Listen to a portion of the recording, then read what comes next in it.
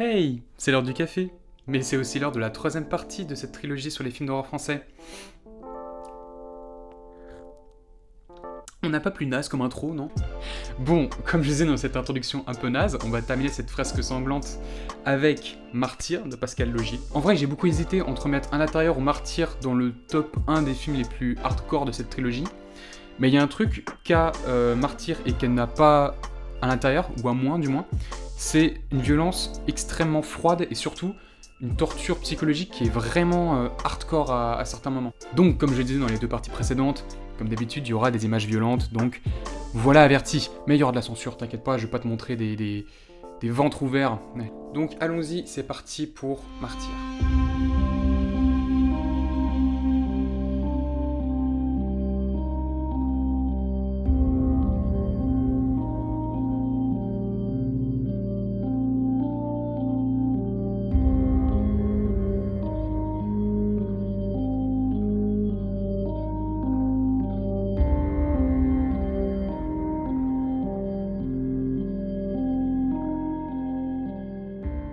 Bon, c'est assez difficile de pitcher Martyr sans spoiler, puisque c'est un film qui va jouer constamment sur le fait d'amener le spectateur là où il l'attend pas du tout, et ça se traduit du coup par le fait que le film va traverser plein de genres différents. Ce que je peux en dire, du moins, c'est que ça raconte l'histoire de Lucie, une jeune femme qui, plus jeune, s'était fait séquestrer et torturer sans en savoir la raison. En début de film, Lucie, devenue adulte, débarque chez ses anciens tortionnaires pour se venger et les zigouille tous, dont une gamine de 12 ans et un ado joué par Xavier Dolan. Oh, salut Xavier!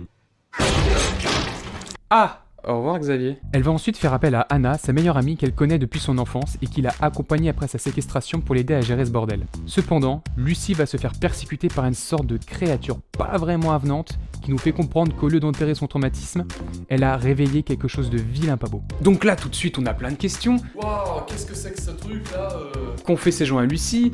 Pourquoi c'est si dur d'ouvrir une choupa choups? Eh bien, on a la réponse à toutes ces questions assez vite au milieu du film. Et là, je suis un peu coincé parce que... Flashback. C'est assez difficile de pitcher Martyr sans spoiler. Désolé pour ceux qui n'ont pas vu le film, mais j'ai envie de parler des thèmes qu'il aborde, et du coup, je vais y spoiler. Mais du coup, allez le voir. Allez voir avant. Parce qu'après un rapide home invasion, puis un film de fantômes fantastiques à la The Grudge, le film prend un tout autre aspect. La créature, que l'on suit depuis le début, est en réalité une hallucination collective. C'est non. de Lucie due à son traumatisme. En fait, lors de son évasion, étant enfant, elle a dans la panique abandonné une autre fillette, également prisonnière de ces types, et c'est littéralement le souvenir de ce moment qui revient à la charcuter. On va ensuite comprendre également que la jolie petite famille fait partie d'une genre de secte dirigée par Mademoiselle, cette femme qui a la gueule du métier, faut le dire. Cette secte a pour but de créer des martyrs, du coup. D'où le titre, on commence à faire le lien, t'as vu? Et pour cela, ils vont maltraiter, torturer, sous-alimenter ces sujets afin de les amener à un état de souffrance tel que leur âme passe entre la vie et la mort. Le sujet serait capable alors de ramener un témoignage de l'au-delà. Voilà, on est plutôt loin du propos du début du film, quoi. Bon, pourquoi ce film est une dinguerie? Et pourquoi c'est accessoirement, je pense, mon préféré des trois? Déjà, tout simplement parce qu'il fait partie des expériences dont on ne ressort pas indemne. C'est un film qui marque, et c'était la volonté première de Laugier qui souhaitait prendre à la gorge son spectateur. Mais même au-delà de l'électrochoc que va te foutre le film la première fois que tu vas le voir, et même les fois d'après, pour être honnête, et à la fin, on va sublimer le tout en te faisant dire « Wow, c'était sauvage, mais qu'est-ce que c'était malin ?» Et grosso modo, j'ai dégagé 3 thèmes du film. C'est marrant parce qu'ils sont chacun autour d'un personnage en particulier. T'as les traumatismes avec Lucie, t'as la souffrance avec Anna, et t'as la mort avec Mademoiselle. Lucie a subi, étant petite fille, un profond traumatisme. Son esprit a alors créé la créature afin de la punir, image de sa culpabilisation qui la consume.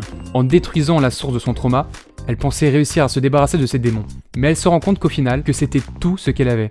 C'était son unique but, sa seule raison de vivre. Et lorsqu'elle réussit enfin à combler le mal qu'elle avait en elle, cela ne change rien.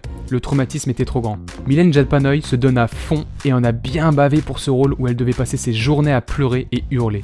Pour l'anecdote, Laugier il a demandé à Jadpanoï de s'inspirer de Isabelle Adjani dans Possession. Donc voilà une image de la grande scène de Possession que peut-être que vous êtes déjà tombé dessus. Déjà rien que cette scène, elle est hors du temps quoi. Le film est vieux en plus, d'être je crois 80. J'ai le droit à un petit stickers là-haut si la date est juste 80.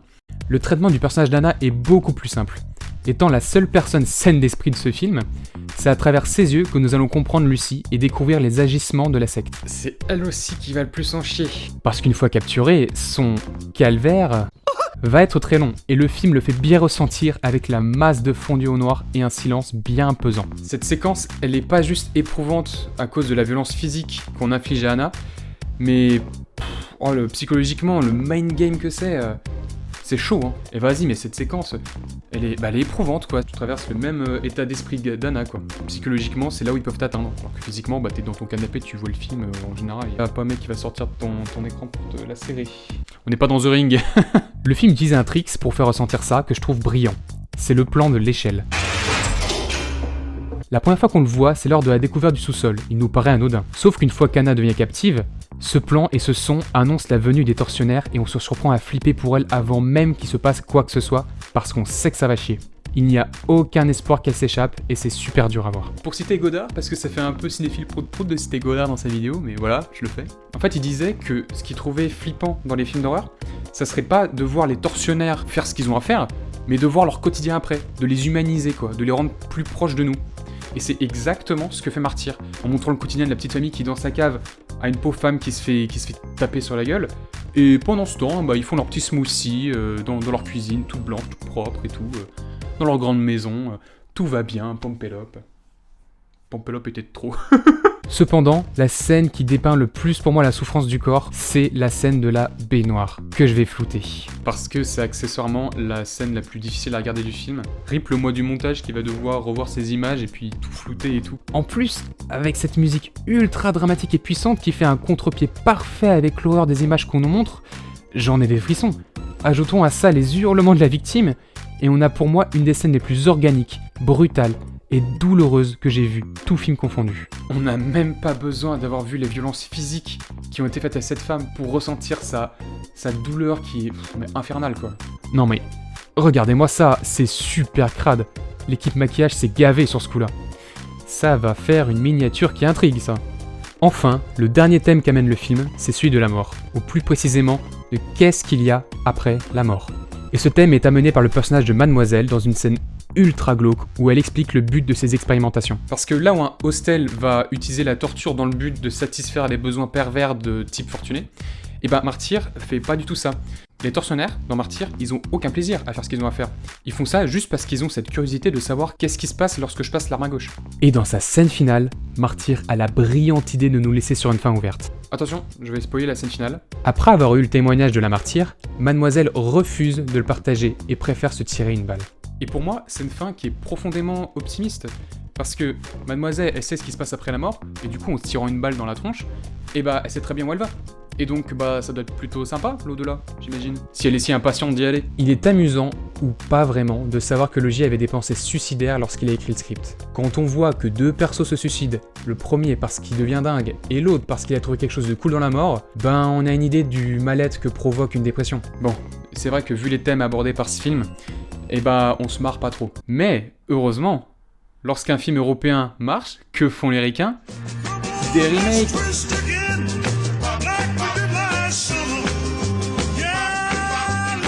Oh, et ils ont fait un remake de Martyr. Génial. En plus, il a une super réputation. Et si je le regardais pour voir ce que ça vaut? C'est nul, à chier. Non seulement le film est chiant à crever avec ses deux personnages insipides, mais en plus il se permet de cracher sur ce qu'a fait l'original. Oubliez la construction lente et froide de la souffrance menant à la martyrisation. Maintenant il suffit de 2 jours et 6 coups de scalpel pour ça. Et bordel, on est quand même passé d'une créature contorsionniste à random fantôme de film Blumhouse. De la victime qui fait grincer les dents rien qu'à la regarder à une gentille petite fille. De Mademoiselle que t'as pas vraiment envie d'inviter pour Noël à ta putain de grande tante. Et de Xavier Dolan à Billy, le capitaine de l'équipe de baseball qui va pécho la reine du Val de Promo. C'est grossier, c'est chiant. La violence qui est le thème principal du film est quasi tout le temps hors champ. Ils n'ont rien compris à Martyr. C'est mauvais.